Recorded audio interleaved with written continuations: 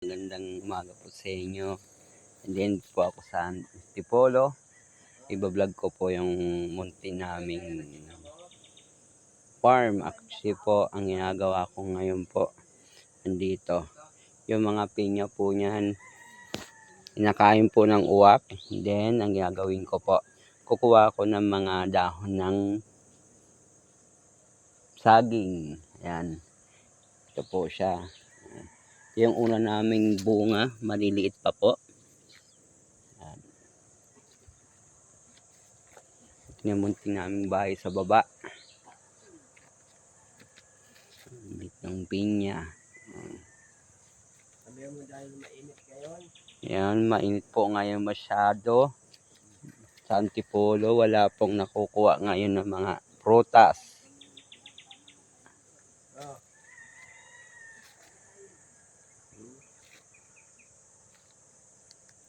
Ito yung una. O, diba? Natakpan ko po yan. Malaki na po siya. Ayan. Natakpan ko ng puno ng galing sa saging.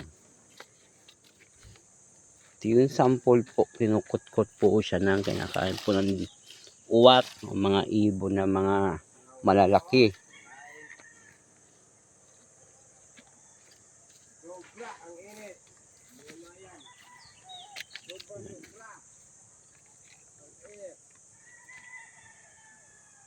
Bunga. Tapos may malaki kahit kami dyan. At sa kabila naman po, yun ano yan.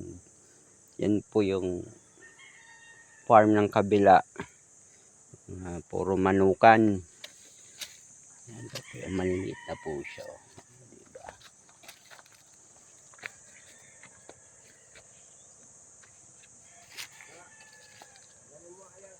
Ito yung munting naming kakatanim pa lang po to ng 1 year na po to itong pagtanim ko na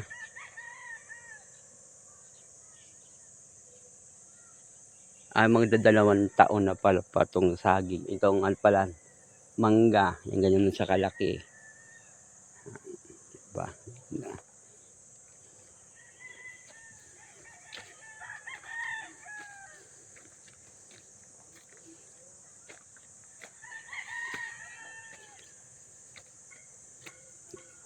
Hanggang ganun po, yung ganun po siya kalawak yung yun po yung kalawak po yung farm namin dito, di man ng gaano kasi yan, hanggang doon pa po yun sa puno.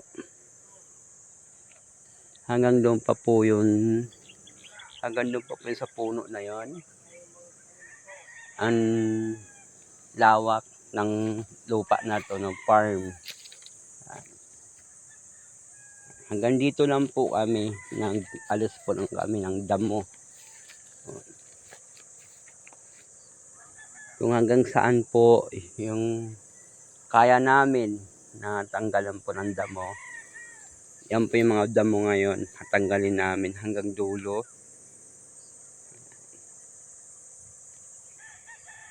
Malawak pa po to. Ano siya, 1 hectare po to. Wait, meron palang bunga doon na ano yan na ano po siya, na bayabas. Wait, tingin tayo. Kasi patay kasi mga bayabas ngayon.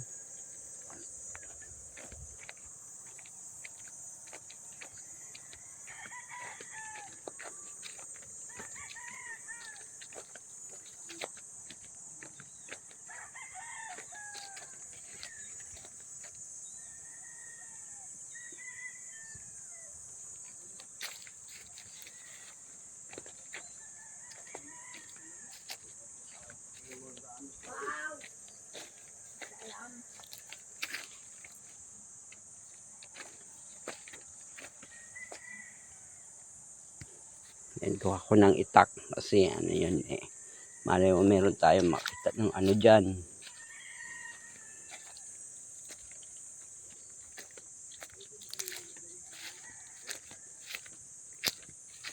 May paro-paro. Oh, ayan oh. Paro-paro siya. Ayan. Dito tayo sa mga mabato.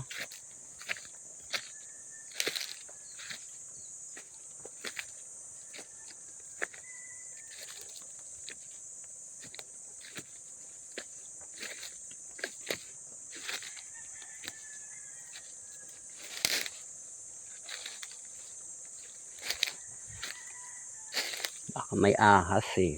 Ayan. Uy! Ito, munti ka na babasag yan.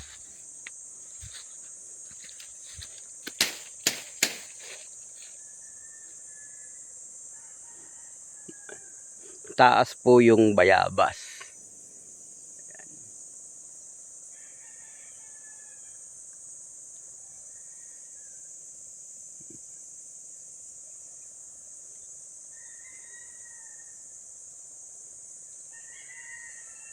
O, diba? Ito pa lang yung hinawan ko na nakaraan. Tinanggalan ko po siya ng damo. Pero hanggang dito doon pa lang po ako. Kasi yung trabaho namin puro sa baba ng Quezon City. Siyempre bababa kami. Kaysa sa Antipolo po to. Kaya okay, sobrang init. Mahirap mabuhay ang mga halaman dito kasi sobrang init. Ayan.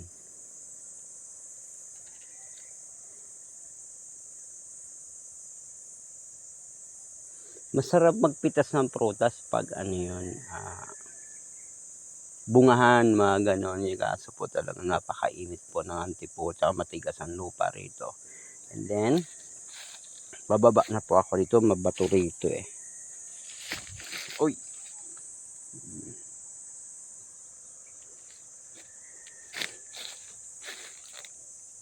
Kukunin ko yung, ayan, kukunin ko yun. Nasabi ko na.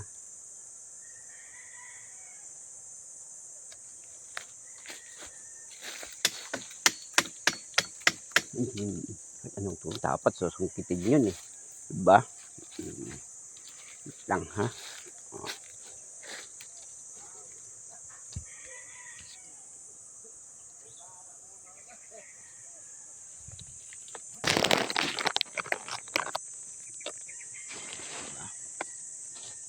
Kunin ko yun. Yung sinabi ko sa'yo kanina. Wait.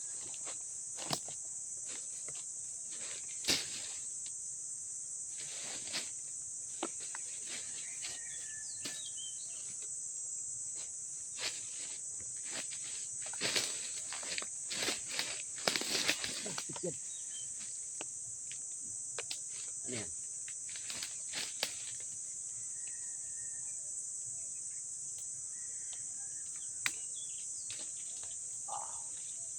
Na.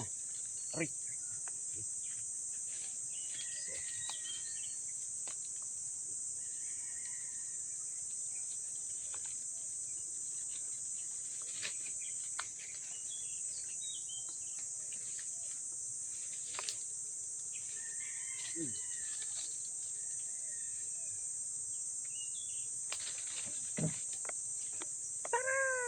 Ako na. Bango.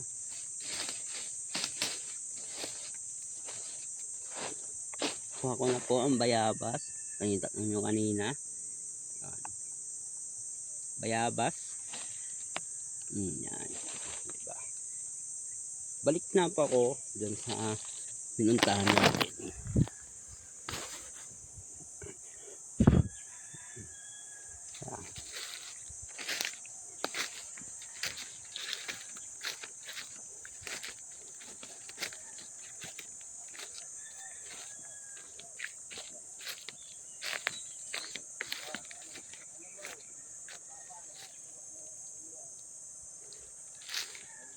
Yung parang ano, diyan ko pag nagsusunog ako, dito ko nilalagay yung mga damo.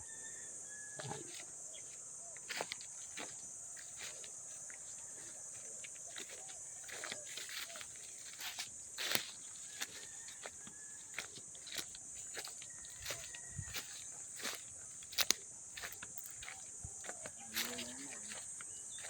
Ito yung sample po na ano yan, pag may mga walang tao gaano rito pag ano siya, mga malalaking ibon. Basta malalaking ibon, malilit na ibon, uwak, karamihan dito. Kaya ito po yung sample kinakain po ng mga ibon na malalaki rito. Ayan. Yung munti namin bahay sa baba.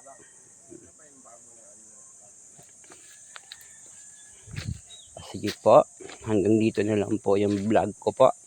Next time po, pagbalik namin po, pupunta kami hanggang dulo doon, tatanggalan namin po ng damo. Diba ang ganda? Dito sa Antipo, puro rito solar ang ginagamit ng ilaw.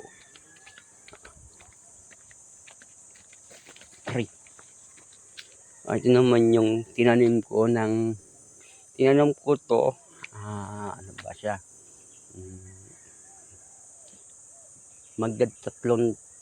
Tatlong taon na po siya.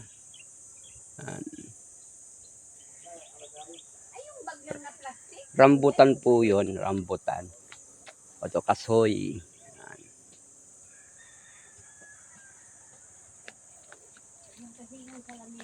Ang dragon fruit ko, hindi siya, ano yun, no? Lumaki. Ayan. Bababa na po ako. Dito sa labi namin sa loob. Then, ito po yung bahay namin, kubo-kubong maliit. Ayun mo, ang ganda. Katulpuler. Dito po tayo sa loob. Ito naman si mama ko, nakapula. Kasi mag-aatin po siya ng binyag sa Antipolo. Ayan. Yung pinakamaganda kong nanay. Pinakagwapo kong papa. Dito gumagawa. Ayan. Pag mo na ano ito dito sa ano.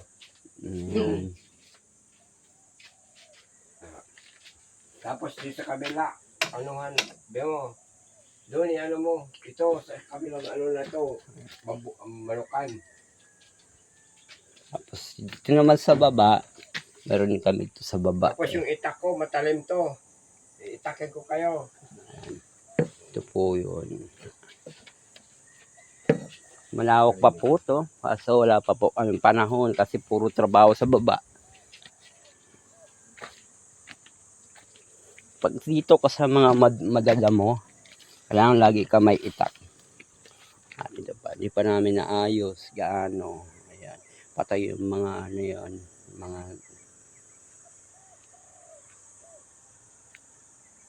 minsan lang kasi aangat kami rito sa farm na to. Yan, ano mo yung kawayan? Yung kawayan.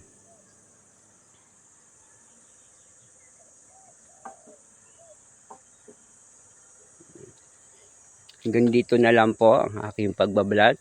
Next time po, pagbalik namin po, ano siya, mag-grass cutter po kami hanggang doon sa taas.